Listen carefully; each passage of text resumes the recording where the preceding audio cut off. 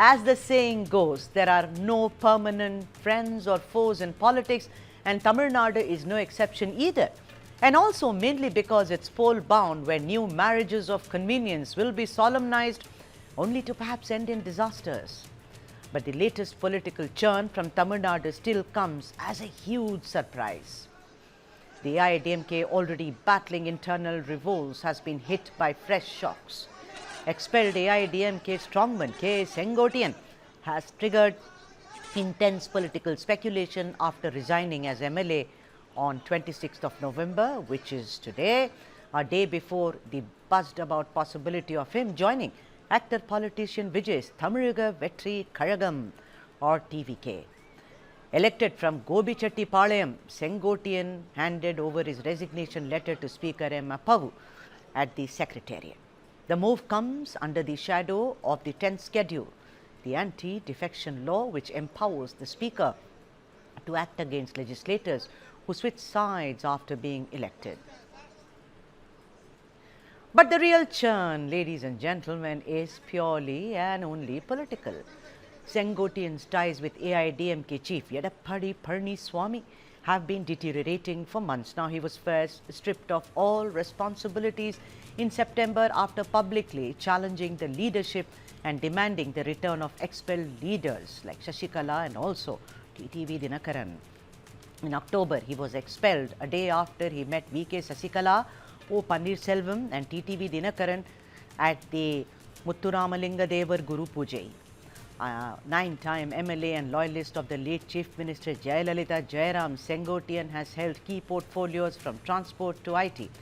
Now with his exit letter submitted, he arrived in Chennai this morning for what was called multiple rounds of talks with the TVK camp. Even as we speak, Sengottaiyan is meeting and speaking to Vijay following his resignation at his residence in Pattanapakam. But here's where the plot actually has a very interesting twist. Just hours after quitting, Sengottaiyan also met HR and CE Minister P.K. Sekhar Babu and Health Minister Mas Subramanian at the Secretariat, a meeting that has fueled talk of the DMK attempting to open a channel with him. Is Sengottaiyan weighing all his options? If Sengottaiyan picks TVK, it would be the fledgling party's biggest political catch. That's what sources are telling us and even experts say. But he could also be offered a role for something very big than he held in the AIADMK. But is that even possible? There's also talk that Vijay and Sengottaiyan may meet tomorrow and that TVK's Pugarendi has already reached Bengaluru for further discussions. For now, Sengottaiyan is giving nothing away. When asked if he is joining TVK, he only said, "Please wait for a day." Listen in. பத்திரிகை நண்பர்களுக்கு என்னுடைய முதலே பணிவான வணக்கத்தை முதலில் தெரிவித்துக் கொள்கிறேன். 50 ஆண்டு கால அரசியல் வரலாற்றில் ஏற்றத்தாழ்வுகளை சந்தித்து இந்த இயக்கத்திற்காக நான் உழைத்த எனக்கு கொடுக்கப்பட்டிருக்கிற பரிசு உறுப்பினர் கூட இருக்கக்கூடாது என்ற முறையில் உறுப்பினரை நீக்கப்பட்டிருக்கிறார் என்பது நீங்கள் அறிவீர்கள். இந்த மனவேதனை என்பது உங்களை போன்றவர்களுக்கு நன்றாக தெரியும். யாருக்கு மேலே எந்த கருத்தும் இப்போ சொல்வதில்லை.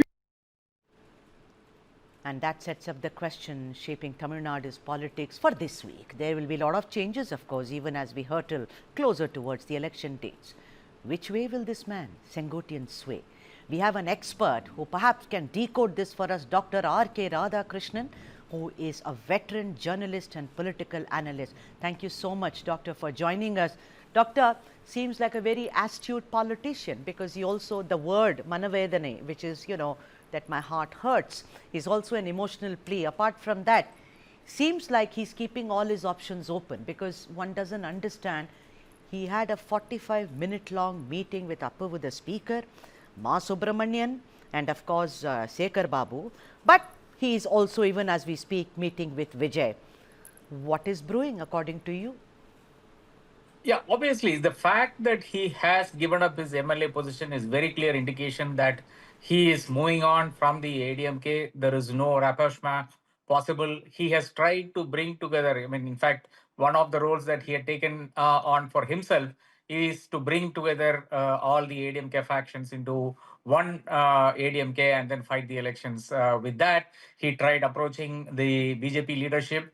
In fact, he was encouraged by the BJP leadership to do so. And then he felt that he was let down by both the BJP leadership and as well as the ADMK leadership, which are leaving him with no choice. He's 77 years old right now, and there are only two choices: either you walk away into the what is this dusk and all that, or live to fight another day. He has chosen to live to fight another day and create as much trouble as possible to Edapadi Palnichami, the ADMK General Secretary.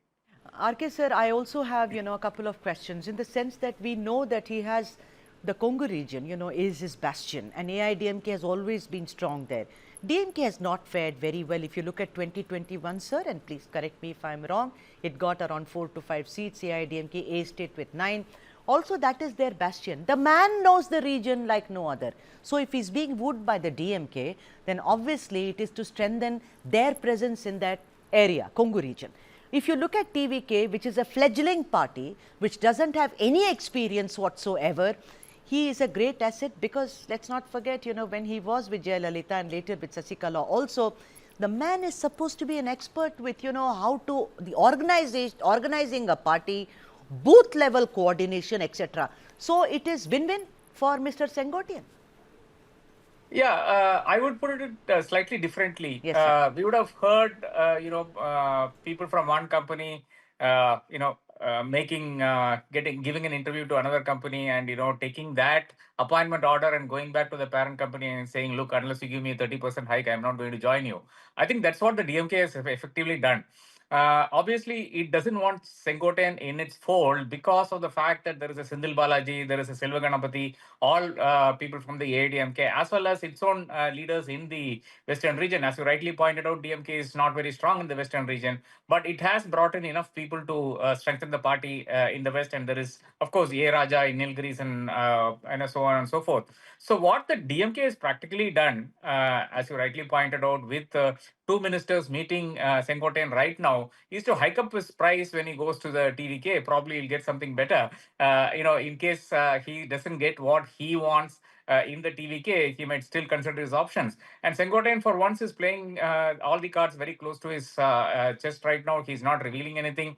I would say that means that he has got a substantive offer from the TVK, which possibly is senior advisor or something like that, because all the other operative posts have been taken: general secretary, propaganda secretary, so on and so forth. So I think Sengottaiyan will bring a lot of clarity into TVK's operations as a political party and into Vijay himself. In fact, you would remember that Sengottaiyan was the person who used to chalk up Jayalalitha's journeys during the elections. So where should she travel to? Where should she speak? How much time does she require for rest? All of that, given the fact that Jayalalitha was never a healthy person, barring, of course, from 91 to 96. Every other period, she was really not very healthy. So, but then he had the responsibility of making sure that Jayalalitha covered the entire state before the election, at the same time rested in the correct places, spoke, at the right spots and all of that. Obviously, he didn't decide on the speeches, but then he had his entire tour, Jayalalitha's entire tour mapped up. So he is very important in that setup, and I think it will make a lot of sense for the TVK to have somebody like him, and pull out a program for Vijay and ensure that there is no stampedes and so on and so forth, which only senior leaderships can actually manage to do that kind of ground management. RK sir, which means that he will act more like, for lack of any other word, Margdarshak, so far as TVK is concerned. I don't want to jump the gun, sir, because if you compare TVK and DMK, I'm not talking about election results, but what kind of gravitas or heft to will Sengottaiyan have, at least in DMK, it's a time-tested party, it's decades old. But Vijay, don't you think, because there Vijay has already announced himself to be the chief ministerial candidate. For a man who's 76 years old, who's chalked out Jayalalitha's, tour plans, you know that better than most people. I've heard you so many times speaking about her and about how astute and shrewd that lady was. Don't you think it's a bit of a come down, sir, if he goes towards TVK, sir? Absolutely, I agree with you completely on that.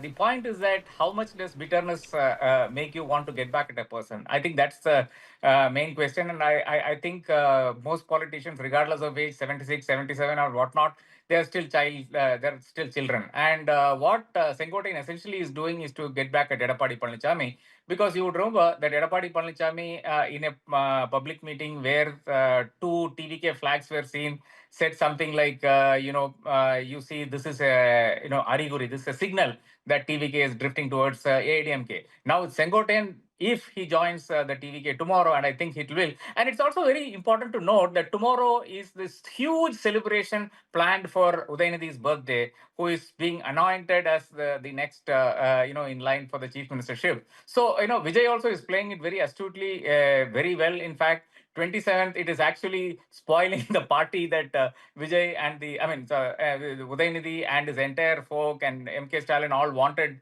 to have a very lovely day, and the focus should be on Udayanidhi. You would have seen the huge musical videos which has come out, 3.5 minutes and all of that. Complete crap, but then the point is that there is a huge celebration happening. So they are actually going to rain on that parade right now by possibly bringing in Sengottaiyan tomorrow. RK sir, whom are you betting on? I know that you don't generally, stick your neck out, but why do I feel that it's going to be very tough for Sengottaiyan to cross over to TVK, because there are lots of people who are watching him and may say, like you said, take a letter from this company and say, hey, I have an offer letter, I've got an 80% hike, give me that money or I quit. Yeah, absolutely. See, I think he'll go to the TVK because, he has never made it. I mean, like, you look at from 1972, he left DMK with MGR. He's stuck with MGR even when MGR was dying. And after that, he stuck with Jayalalitha. And 1991-96, after he stopped being a minister, there were cases against him. He went to jail and all of that. And of course, there was that Color TV case against him and whatnot. So even during that period, when ministers like Muthuswamy crossed over, even today Muthuswamy is a minister in the DMK cabinet. Selva Ganapathy crossed over. He's a member of parliament from Salem. So despite all of these things happening, he remained with the ADMK throughout. He never ever thought of joining the DMK. That's his history is something else. So I believe that going back to the, I would say going back to the DMK probably is out of questions for Sengottaiyan for whatever reasons. I think there is a lot of bitterness there. I can't really put a finger to what it is. It happened before 1972, whatever it was. So I think TVK is a better choice for him at this point in time, because there is a possibility that Vijay will actually listen to Sengottaiyan. The party actually might listen to Sengottaiyan, because this is a mild-mannered person who does not impose himself on others, and he carves out his own space wherever he is. Even in the ADMK, when Edappadi Palanichami, who literally worked for Sengottaiyan, becomes the chief minister, Sengottaiyan, kind of steered around and made his way, became a minister in the cabinet, and then generally kept a very low profile. So he can find his way even in a TVK, I believe.